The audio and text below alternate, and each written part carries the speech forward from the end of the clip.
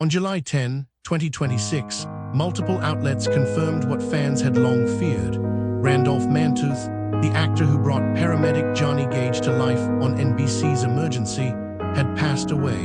He was 80. Reports say he had been ill for several years, with colleagues noting he had grown increasingly frail over time. The news rippled fast, from entertainment desks to EMS communities worldwide.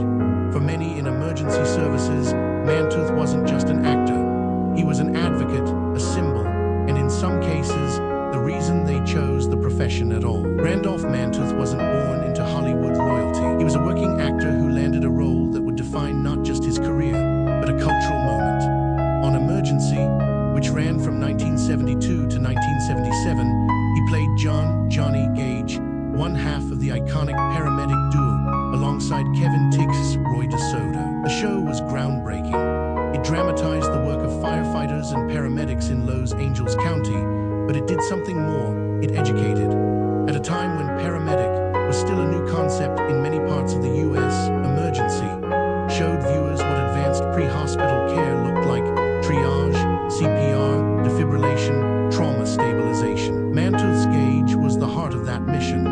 Charismatic, skilled, compassionate, he became the human face of a system that was still being built. Here's where the story gets geopolitical. Emergency didn't just air, it influenced policy, training, and public expectations. In the early 1970s, the U.S. was still refining its emergency medical infrastructure.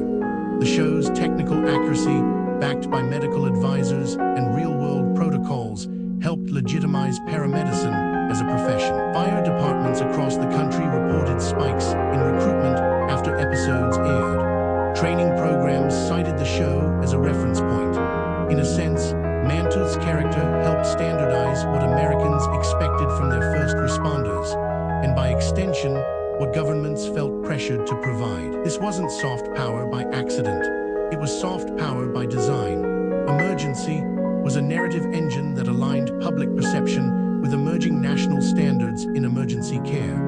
When people saw Gage and DeSoto save lives with skill and urgency, they began to demand that level of care in their own communities. After Emergency ended, Mantooth didn't fade from the EMS world. He leaned in. He became a vocal advocate for emergency medical services, speaking at conferences, supporting training initiatives, and maintaining ties with first responder communities. To many in the field, he was Randy more than Johnny Gage.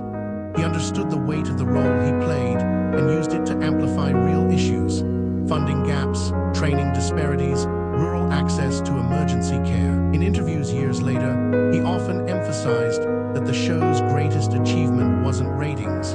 It was the lives saved because people learned what to do before the ambulance arrived. That's a legacy most actors never touch. Behind the icon was a man who aged like anyone else. Reports in the days after his death noted that Mantooth had been ill for a number of years, and that he had become visibly thinner and weaker over time. Colleagues who stayed in touch described a quiet dignity in his final chapter: no grand farewells, just the steady retreat of health. The details of his specific illness haven't been fully disclosed, but the pattern is familiar: a long decline, managed privately, until the end came on July 9, 2026.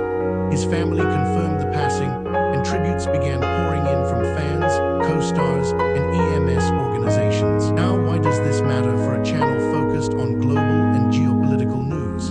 Because Emergency was a case study in how media shapes state capacity and public expectation. Think about it: a TV drama produced in the U.S. helped normalize a new class of public servant, the paramedic. It influenced recruitment, training aesthetics, even the language of crisis response. Other countries took note. The show aired internationally, and in some regions, it became a reference point as they built their own emergency systems. Mantooth's death, then, isn't just an entertainment obituary. It's a marker of the end of a specific era in American soft power, when a network TV show could help align public behavior with national policy goals. Today, that role is fragmented across streaming, social media, and niche platforms. But in the 1970s, a show like Emergency